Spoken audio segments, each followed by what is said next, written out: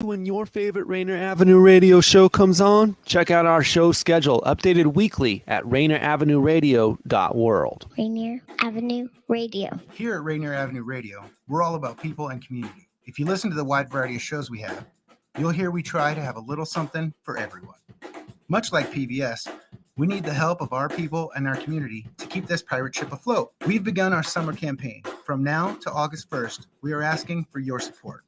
Please visit rainieravenueradio.world and gift us your support. Look, I agree we are living in weird times and it's getting rough out there. Maybe you're planning a summer trip with the family and you need your cash for you stuff. I get that. But if you dig in the couch or clean out under the driver's seat of your car, you'll find some coins. Even if you can donate $1 or $5, cool. Every dollar adds up and can help us at Rainier Avenue Radio keep doing what we're doing, bringing people, community, and art together. By helping us, even with as little as you can, you're helping us keep this party going. And who doesn't like a party? So let's get after it and let's get some shekels donated. On behalf of all the show hosts and everyone behind the scenes here at Rainier Avenue Radio, we thank you for your support. Rainier Avenue Radio. Tune in to Real Estate and Money every Tuesday afternoon from 2:30 to 3 here on RainierAvenueRadio.world. Join your hosts Violetta Strash with John L. Scott Kent North and Tina Lombard with Guaranteed Rate Affinity.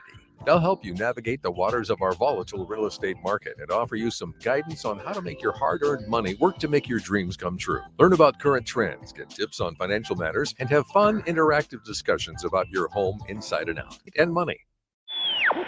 Antique radios, River McGee and Molly, phonographs, vintage TVs, Lone Ranger, transistor radios. The annual Puget Sound Antique Radio Association Vintage Electronics Swap Meet has it all and much more. Sunday, August 20th, 9 to 2, Shoreline Community College. Go to PugetSoundAntiqueRadio.com for more information.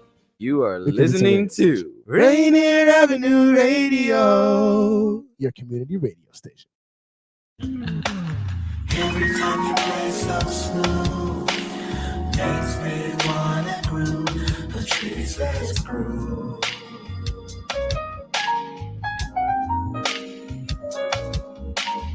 Every time you play so smooth, makes me wanna groove, the trees let's groove. On www.RainierAvenueRadio.world, your South Seattle community radio station. You can also listen to us on YouTube, Facebook, Twitch TV, and of course, the Rainier Avenue Radio app. We feature interviews with people that provide services or have valuable information for seniors, their families, and the community. Do you need financial documents notarized? Are you in need of documents being read to you for clarity or completion? Call me, Brenda, at Black Orchid Notary, 206-683-2636. Tell me where, I'll meet you there. Well, Medicare is turning 58, and we are celebrating. Oh man, I can't believe it. This has been a big year for Medicare, with landmark drug pricing legislation championed by AARP and activists like you. If you have a Medicare drug plan, the shingles vaccine is free. Your copay for a 30-day supply of insulin is now capped at $35. That is just fantastic. So today, my guest is JR Gillespie, and he is a broker for a company called Allstar Insurance that has served the Puget Sound area since 1963. How are you, JR, and welcome to the show. Oh, I am well. And yourself? I'm doing good. I'm doing real good. I'm doing good. I'm liking your hair. Your hair is well, we got to change it up. Okay. Well, it's looking real good, I have to admit. Thank you. Appreciate that. So, JR, let's talk about Medicare. And for those that might not know because they haven't reached that age yet or haven't had any type of injury or whatever, what is Medicare? Medicare is medical insurance. Like you said, it was started in 1965 when Lyndon Johnson was in office, and they wanted to improve medical benefits to seniors. So they decided to institute Medicare. Now Medicare is medical insurance for people age 65 and above, and certain people who receive Social Security disability for longer than 2 years. And Medicare comes in two parts. It comes in Medicare Part A, which covers hospitalization. And then there's Medicare Part B, which pretty much covers your outpatient services. So Medicare is a really good deal. I often say the best thing that can happen to somebody 64 is when they turn 65. Like that, JR. So then, what's the difference between Medicare and Medicaid? Well, Medicare is medical insurance, no different than any other medical insurance you might have, other than that you get a little bit better benefits. But Medicaid is financial assistance for people with low income. So whereas Medicare is based on your age, Medicaid is based on your income. Ah, okay. So now you say you have to be 65 or older to get Medicare. So then when you turn 65, usually, and depending on what year you were born, I realize, but is that part of Social Security, or how does that all work? Yes, Medicare is part of the Social Security system. Every time when you gotten a pay stub, you'll see that little deduction they take out for Medicare. But you would go to the Department of Social Security and apply for Medicare. And then of course, when you turn 65, you have a window. Now the window begins 3 months prior to your 65th birthday month. It includes your 65th birthday month, and then it goes 3 months after your 65th birthday month. Now, if you don't enroll during this initial enrollment window, then you would be penalized if you tried to enroll, after that. Now, one thing that a lot of people don't know, and I always have to tell them, if you have employer-sponsored coverage, or what they consider to be creditable coverage, then you don't have to enroll during that initial window, and you won't be penalized for enrolling later. But if you don't have credible coverage, you will be penalized if you enroll after your initial enrollment window. Wow. It's complicated, it seems. There are a lot of, I call them, except, how it is I before E, except after C. So with Medicare, there are a lot of except after C's. And that's kind of, the phrase that I use to talk about all of the little nuances of Medicare, and then there's that alphabet soup with all the different letters that come with Medicare as well. D, E, F, and all that. Yeah, there are a lot of letters. So, so does Medicare have coverage gaps? And if so, what is, for those that may not know, what is a coverage gap? Medicare is pretty good coverage, but Medicare does have things that it doesn't cover. Of course, Medicare doesn't cover prescription medications. Medicare doesn't cover dental or vision. They don't cover an annual physical. You can get, like, your Welcome to Medicare physical. You have to do that within 90 days of going on Medicare, and you don't get another physical. They have some pretty high deductibles and out-of-pocket limits, and Medicare doesn't cover custodial nursing care. So because of the things that Medicare doesn't cover, most people will get some form of supplemental insurance to help with the things that Medicare doesn't cover. Excuse me. Mhm. So, what's an out-of-pocket ceiling? I've heard that term used. An out-of-pocket ceiling, you might have also heard them use the phrase out-of-pocket maximum. And what that is the most you can spend like in a calendar year. You might have a medical insurance plan that says your out-of-pocket limit is $6,000. So even if you had to go to the hospital or had, cancer or something like that, after the subscriber, the member has spent $6,000 out of pocket, and that can be their copays, that can be the 10 or the 20%, what's called co-insurance. But once you've reached this limit, then everything else is covered at 100%. And like I said, one of the things about Medicare is that it doesn't have a ceiling. It doesn't have an out-of-pocket limit. So if all you have is Medicare A and B, you could potentially be on the hook for a lot of money if you had a, huge medical bill. And we know that depending on the illness or the ailment you're dealing with, you can spend hundreds of thousands of dollars on medical care. Absolutely. If you're just tuning in, you're listening to Seniors Matter Live with your host, Brenda Charles-Edwards, on www.rainieravenueradio.world, your community radio station. Do you know what's the best gift we can give ourselves and our loved ones? Join me on Zoom for a group or individual session on Speaking of Dying, End of Life Planning. You can reach me at 206-683-2636. Now back to my guest, JR Gillespie. He's a broker for Allstar Financial Insurance. That's such a mouthful.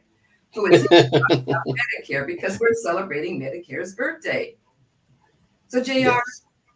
We were talking a little bit about the ABCs and all that. So giving an example, what is a Medicare supplement? Okay. Well, like I was saying, because of all of the things that Medicare doesn't cover, people will get supplemental insurance to pay for those things. And they usually do that in one of two ways. They can get what's called a Medicare supplement. You might have also heard people call them Medigap plans, but these are additional plans that you get to help pay for the things that original Medicare A and B don't cover. So, and then most people right now get what's called Plan G. There used to be a Plan F, but that's only available to people who were born before 2010. I mean, went on Medicare before 2010, not born before. I'm sorry.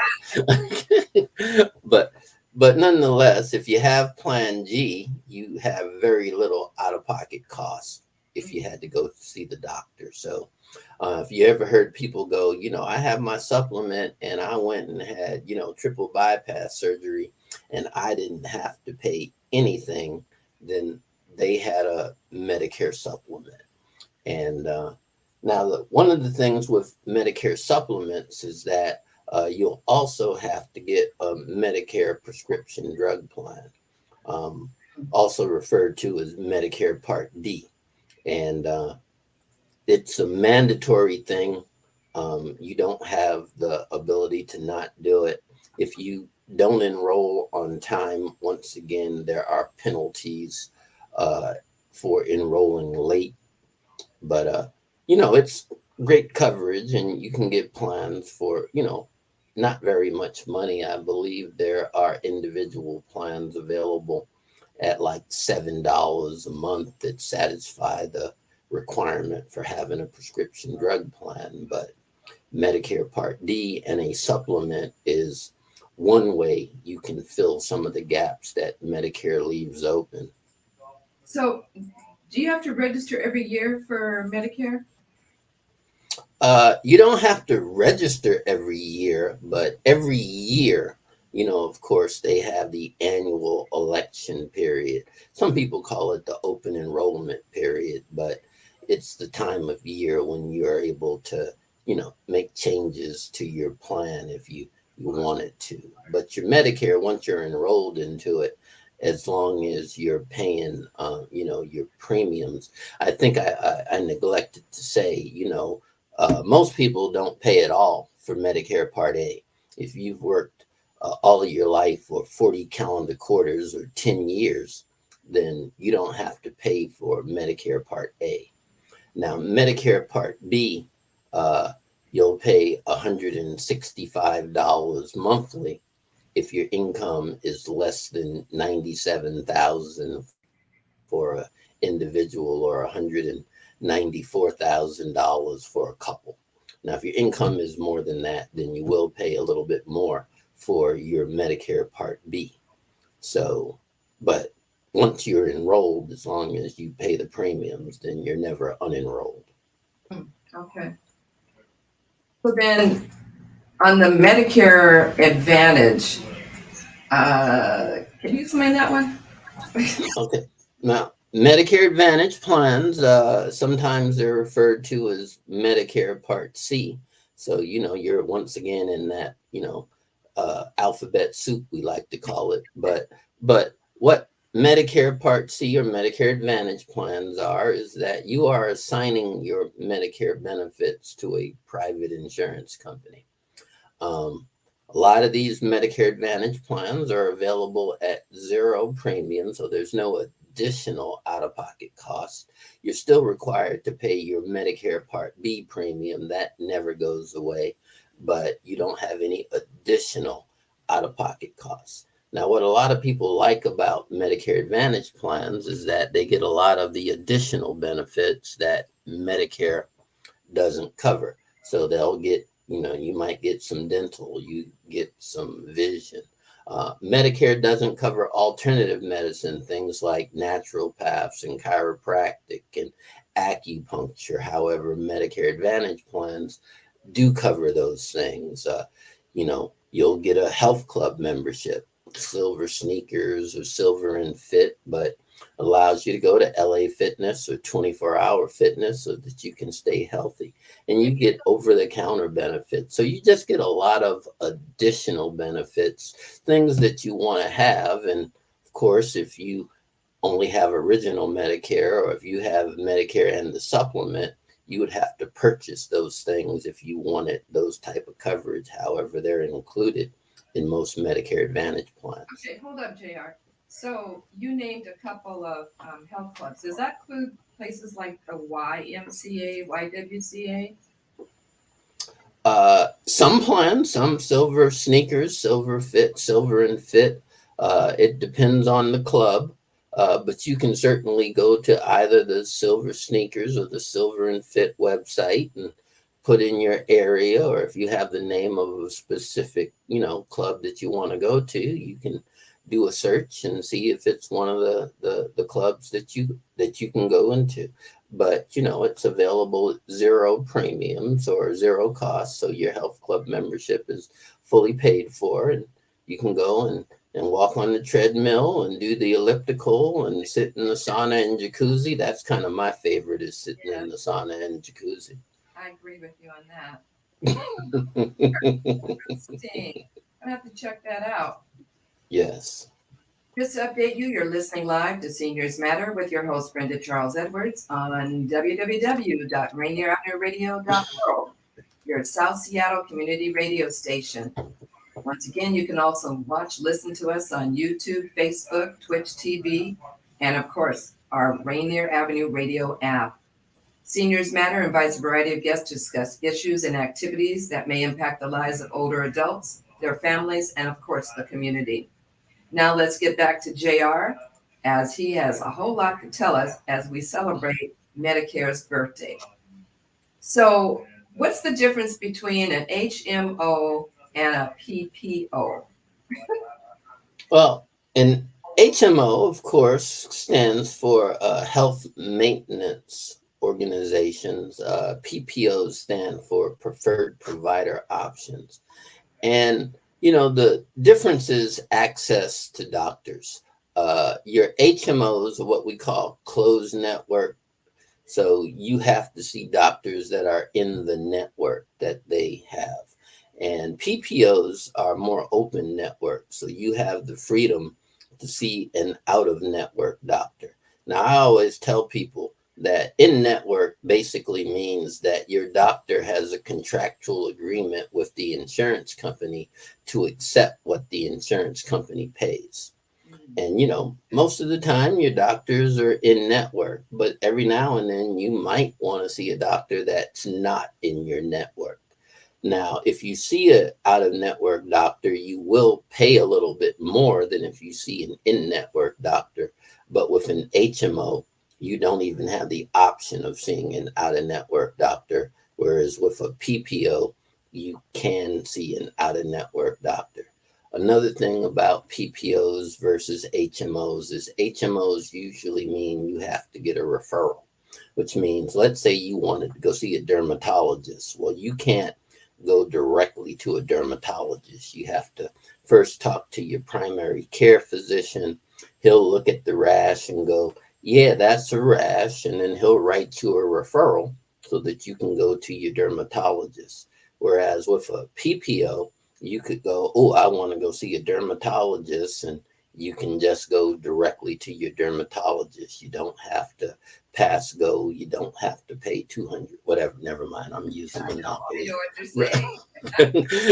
So, you know, now the thing though is that, and I like to say freedom isn't free. So PPOs give you more freedom. However, copays tend to be a little bit higher. Out-of-pocket limits tend to be a little bit more because freedom isn't free. So if you get the freedom, then you do have a little bit more financial exposure. I got it. I think too that, well, no, I won't give my opinion.